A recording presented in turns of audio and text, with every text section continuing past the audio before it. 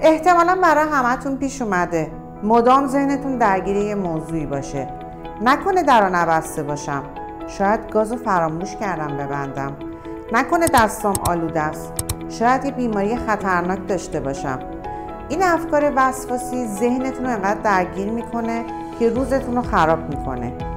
با من تا انتهای ویدیو همراه باشین تا راجع به وسواس براتون صحبت کنم، انواع درمان‌های وسواس رو توضیح بدم و بهترین روش درمان وسواس رو بهتون معرفی کنم.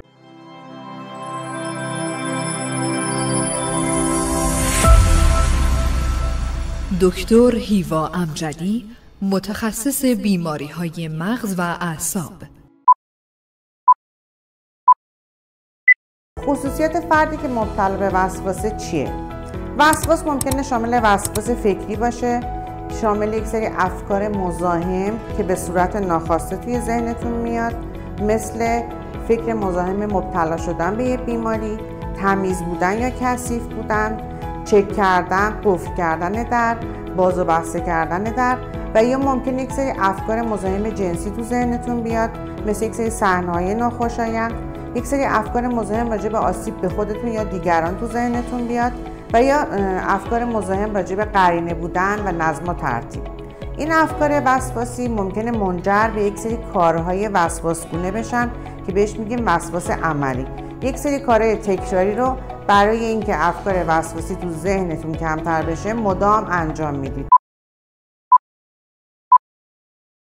مثلا ترس از مبتلا شدن به بیماری باعث میشه شما مدام به دکترهای مختلفی مراجعه کنین، چکاپ‌های مختلف انجام بدین، آزمایش‌های مختلف انجام بدین و حتی بعد از انجام اونا بازم ذهنتون آروم نمیشه. دنبال چکاپ‌های بیشتر و حتی تصویربرداری‌های قوی‌تری میگردین. یا اینکه بعد از وسواس فکری نسبت به آلوده بودن مدام مجبورید دستاتون رو بشورین، حتی ممکن 2 تا 3 ساعت تو حمام باشین ولی بازم ذهنتون آروم نمیشه، ممکنه احساس کنید آلودگی دارید. این افکار وسواسی منجر به کارهای وسواسی میشن و در نتیجه شما مبتلا به وسواس فکری و عملی هستید.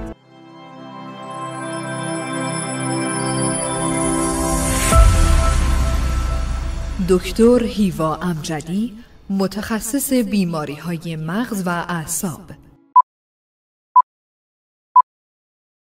پس وسواس به دلیلی که کل زندگیتون رو مختل میکنه و تمرکزتون رو کارهای روزمره به هم میریزه نیاز به درمان داره. حالا وسواس با چه روش‌هایی قابل درمانه؟ رفتار درمانی که از روش‌هایی که برای درمان وسواس پیشنهاد میکنیم، اما معمولاً زمان بره، نیاز به جلسات متعددی داره و ممکنه نتیجه کاملی ازش نگیریم. ممکنه رفتار درمانی رو با درمان دارویی ترکیب کنیم. درمان دارویی همونجوری که میدونید خب عوارض داروها رو شامل میشه. ممکنه شما بدنتون نسبت به داروها مقاوم بشه، حتی ممکنه واکنش‌های دارویی ایجاد بشه. تا زمانی که دارو میخورید خوبید، بعد از قطع دارو ممکنه علائم وسواسی برگرده و حتی خیلی از افراد ممکن اصلا تمایلی به مصرف دارو نداشته باشند.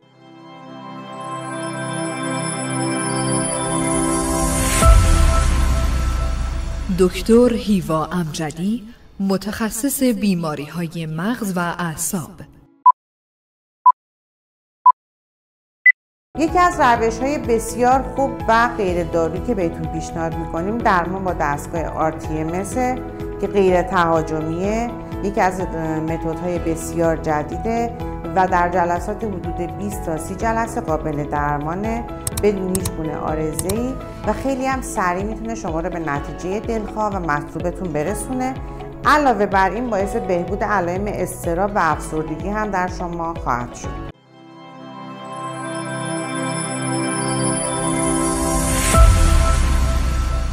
دکتر هیوا امجدی، متخصص بیماری‌های مغز و اعصاب.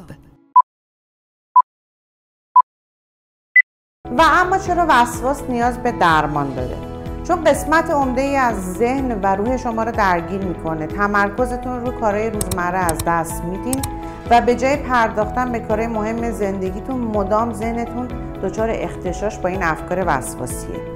روش‌هایی که برای درمان وسواس ازش استفاده میکنیم، یکی رفتار درمانیه که معمولا جلسات طولانی لازمه و ممکنه نتیجه مطلوب رو هم به شما نده. روش دوم دارو درمانیه. درمان‌هایی که برای وسواس استفاده می‌کنیم ممکن یک سری عوارض جانبی ناخواسته ایجاد کنند که شخص را از مصرف دارو منصرف کنند. علاوه بر این، همونطور که می‌دونید بدن بعد از مدتی نسبت به دارو مقاوم میشه و ممکنه اون پاسخ درمانی مناسب رو نداشته باشیم. و همچنین وقتی که دارو قطع میشه ممکنه علائم وسواس برگرده. به همین خاطر یک سری از افراد ممکن از مصرف طولانی مدت دارو خسته بشن. روش سوم که برای درمان وسواس استفاده میشه دستگاه RTMS که با استفاده از تحریک مغناطیسی مغز ما میایم مرکز وسواس رو درمان میکنیم. این روش عوارض جانبی نداره، در طی 20 تا 30 جلسه قابل انجامه، درمان بسیار سریع الاثر هست و علاوه بر درمان وسواس باعث بهبود کیفیت زندگی شما میشه و خلق و افسردگی و اضطرابتون رو هم درمان میکنه.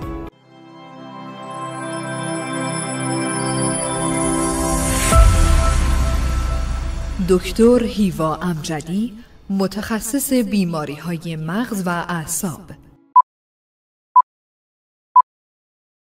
حالا ممکن این سوال تو ذهن ایجاد بشه که اصلا RTMS چیه و چطوری درمان رو انجام میده. ما بر اساس نقشه مغزی که از شما میگیریم نقاطی از مغز رو که دچار اختلال عملکرد شدن مشخص میکنیم. با کمک دستگاه RTMS و با تعیین پالس هایی که به هر نقطه وارد میشه میایم اون نقطه رو مورد هدف قرار میدیم و درمان از طریق پالس هایی که به مغز شما وارد میشه انجام میگیره. معمولا برای وسواس های خفیف ممکنه 20 تا 30 جلسه درمان توصیه بشه. در موارد وسواس متوسط ممکنه 30 تا 40 جلسه و برای وسواس شدید ممکنه 40 تا 60 جلسه درمان رو انجام بدیم. این نکته رو مد نظر قرار بدید که ممکنه شما یه قسمتی از مغزتون فعالیتش کم شده باشه. ما با پالس هایی که به مغزتون وارد میکنیم فعالیت اون قسمت از مغز رو به حد نرمال نزدیک میکنیم و این دقیقا مکانیزمیه که RTMS باهاش اثر میکنه.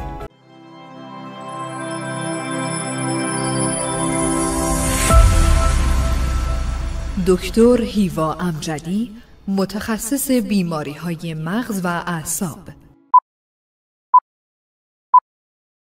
ممکنه بعد از شنیدن کلمه پالس، تحریک مغناطیسی و یا اسم RTMS خیلیاتون مضطرب و نگران بشید که این درمان ممکنه براتون عوارض جانبی ایجاد بکنه. این نکته رو بهتون تذکر میدم که این دستگاه هیچ گونه عارضه جانبی نداره، FDA اپروو و مورد تایید سازمان وزارت بهداشت غذا و داروی آمریکا و اروپا هستش و بدون بیهوشی انجام میشه. شما بعد از 5 دقیقه روند درمان کاملا براتون طبیعی میشه و بعد از 5 جلسه با توجه به احساس خوشایندی که از درمان براتون به وجود میاد خودتون ترغیب میشین که درمان رو تا آخر جلسات ادامه بدید.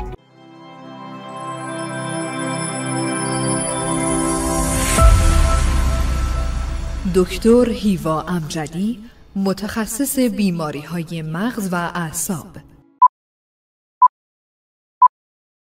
دکتر هیوا امجدی هستم، متخصص بیماری‌های مغز و اعصاب. برای استفاده از درمان‌های بروز و متدهای جدید از جمله دستگاه RTMS با کلینیک ما در تماس باشید.